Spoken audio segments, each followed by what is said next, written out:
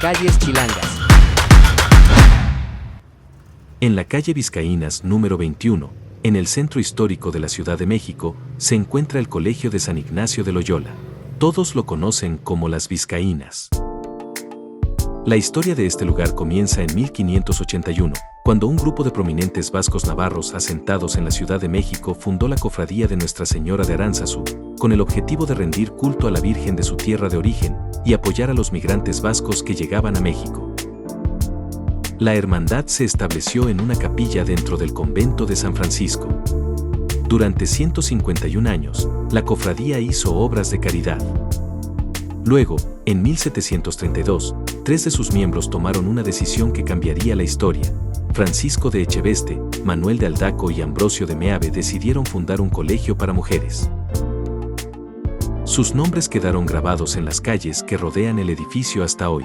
Su propósito estaba claro: acoger y proteger a la mujer novohispana, en especial a niñas, doncellas y damas viudas en necesidad de amparo. El colegio sería laico, autónomo, sin depender de la iglesia ni del Estado. Reunieron un capital inicial de 1 millón de pesos en oro.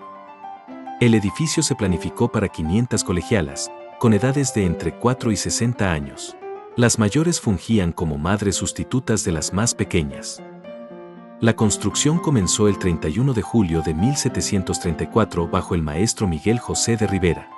El edificio ocupa una manzana entera. Sus 4 fachadas están revestidas de piedra de tezontle con pilastras rematadas en pináculos. Tiene 3 portadas. La central fue un añadido posterior del arquitecto Lorenzo Rodríguez, en 1771. Dentro, el edificio cuenta con 9 patios. El patio principal es el más grande de una institución privada en la ciudad después del de Palacio Nacional, y cuenta con una fuente que se alimentaba desde el acueducto de Salto del Agua. El patio de los Azulejos. El patio de los Capellanes, donde hoy vive el museo. El patio de los Arcos. Y el patio de los Cedros, donde en 1998 la consejera de Cultura del gobierno vasco plantó un retoño del árbol de Guernica. El árbol más sagrado del País Vasco, símbolo de la libertad vasca, tiene una rama viva en el centro histórico de la Ciudad de México. La construcción terminó en 1752, pero el colegio no abrió. La corona española tardó 15 años en dar la aprobación. Se necesitó la autorización del Papa Clemente XIII y la llegada al trono de Carlos III.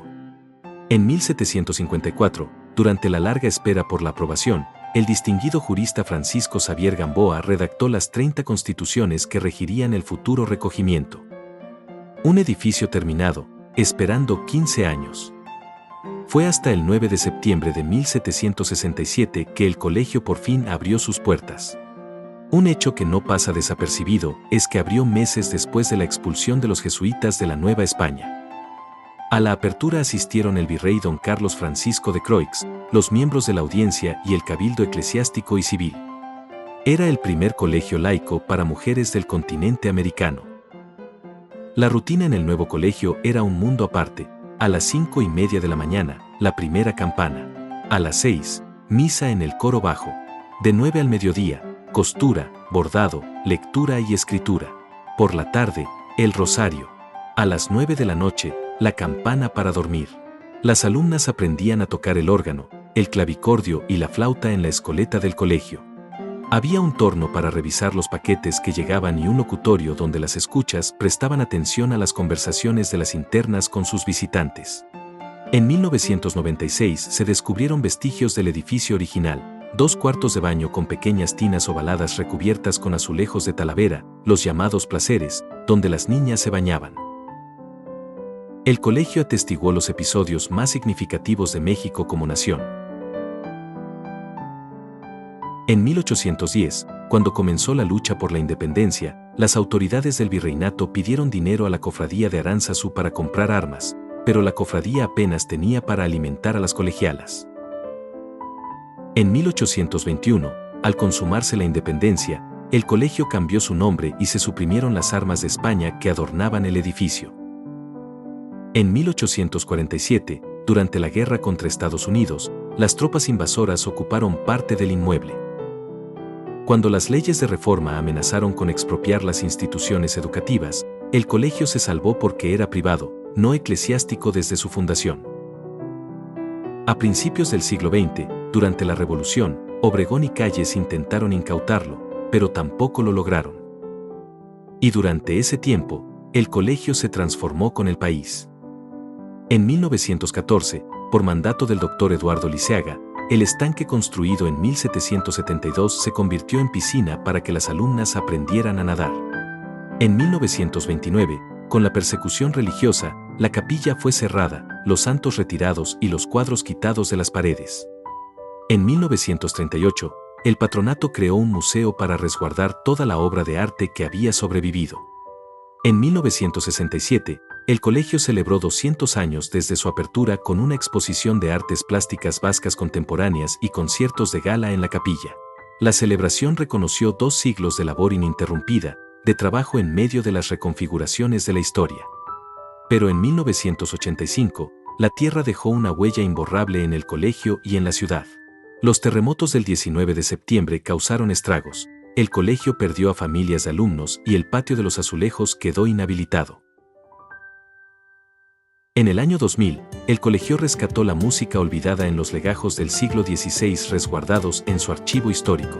Con la creación del Collegium Vizcainum 1732, un grupo musical que interpretaba las partituras, melodías de más de 300 años volvieron a llenar los salones del edificio.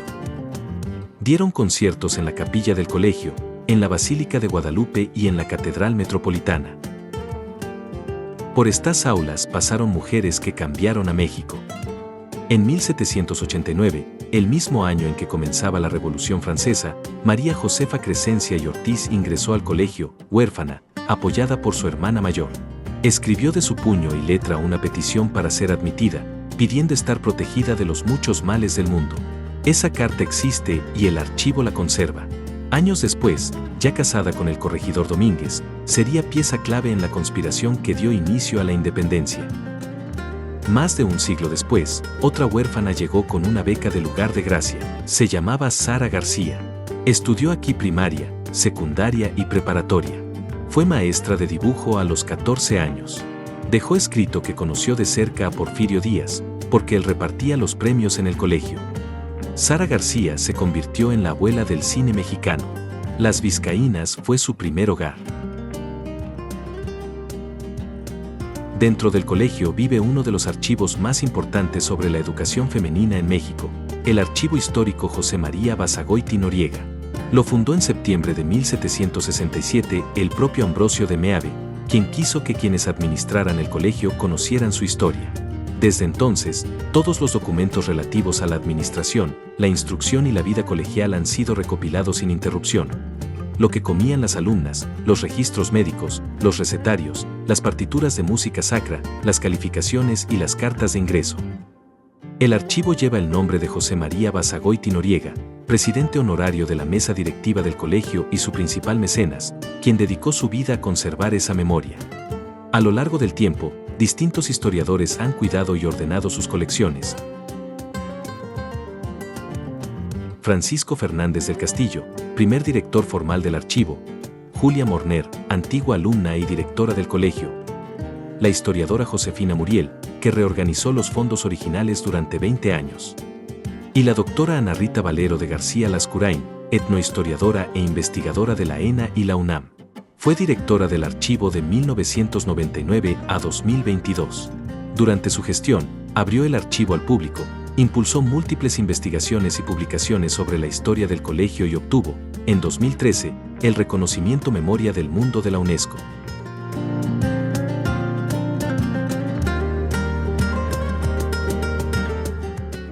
Existen 9 fondos documentales dentro del archivo, que son un recorrido por 4 siglos de historia. El fondo de la Archicofradía del Santísimo Sacramento y Caridad, el más antiguo, data del siglo XVI y registra las primeras obras de caridad en la Nueva España.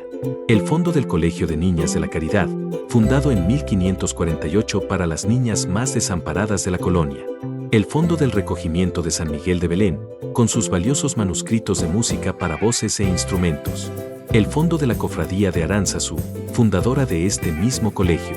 El fondo de la Congregación del Divino Salvador del Mundo y Buena Muerte, que construyó el primer hospital para mujeres con enfermedades mentales en la Nueva España. La Real Sociedad Vascongada prolongada de los amigos del país.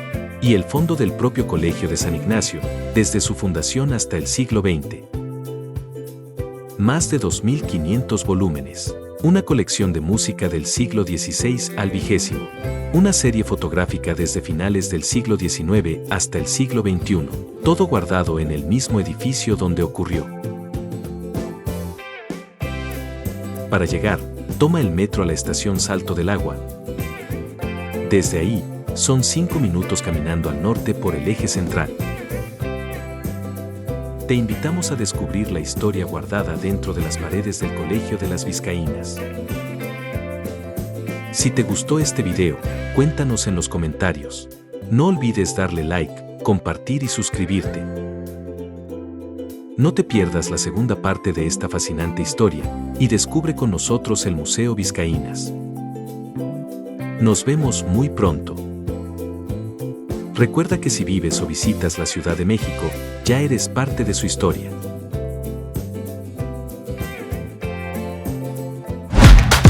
Calles chilangas.